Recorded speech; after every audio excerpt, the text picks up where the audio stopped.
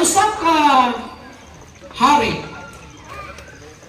nga dili mutuo sa kamaayo sa Ginoo. May usa siya ka ulipon, ug mingon ang ulipon kaniya, mahal kong agalon, maayo ang Ginoo ug wala gayon siya kausapan. Usa ka adlaw niana milakaw silang duha aron sa pagpangayam. Samtang gapaingon sila sa lasang aron sa pagpangayam, may usa ka ihalas nga mananap nga miatake kanila. Napatay sa ulipon ang maong nga mananap. Apan wala gayud kapugni nga mapaakan ang maong hari o maputol ang iyahang nagdudlo. Sa pag-uli nila sa balay o sa palasyo, mingon ang hari kaniya, maayo ba ang Ginoo? Ingon ka, maayo ang Ginoo. Kay kung maayo pa ang Ginoo, nganong giatake ng ta sa ihalas mo na o naputol ba gyud ang akong tudlo? Ingon sa ulipon, ingon niya, Ginoo, ang akong masulti, ang tanan nga nagapanghitabo, adunay katuyuan ang Ginoo. Ang akong maingon, maayo ang Ginoo, bisan unsa pa man ang nahitabo, ug dili gayud sa usap. So ang maong hari, imbis na magpasalamat kaniya, mitmando sa iyahang mga sulugoon o mipapriso sa iyaha.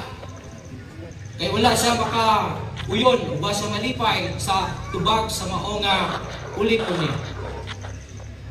Kaya napriso man, nag-inusara siyang niadto sa maong lasang pagkaugma aron na usab sa pagpangayam. Samtang tuwa siya dito sa lasang, may mga ginatawag nato na mga tao nga kriminal nga diin siguro kulto nga ang ilang trabaho magapanakop og tao aron ihalal sa ilahang Dios ug diha sa dihang nianang panahon na nadakpan nila ang hari ug ila kining gidala ngadto sa ilahang halaran sa dihang nga ihalad nunta nila ang maong nga tawo nabantayan sa usa sa mga kulto nga kulang ang iyang tudlo. Sumingon siya na dili nato pwede siyang ihalad kay dili kumplito, dili malipay ang atoang Dios. So gibuhian siya o pag-uli niya sa palasyo, iyahang gimando siyang mga sulugoon ug mingon siya nga buhii ang akong ulipon. Sa dihang nga gibuhian niya ang iyang ulipon, biduol siya nagpasalamat siya sa mahal kong ulipon. Maayo ang Ginoo kanako. Kasi diha nga nangayam ko, nadakpan ko sa maong mga kriminal. O sa diha nga ihalad na taon nila, nakita nila kaputol ang akong tudlo. Nagila kong gibuhian. Maayo din ang Ginoo. Pero mangutana ko nimo, maayo ba kaha ang Ginoo sa imuha? Ingon sa maong nga ulipon, ingon sa maayo ang Ginoo. Ingon niya, maayo ba ang Ginoo sa imuha? Kaya kung maayo ang Ginoo sa imuha, anong gitubutan man sa Ginoo ako na ipapriso ka. Ang tubag sa mga ulipan, ingon niya, agalon, mahal kong agalon, maayo ang Ginoo sa kuha.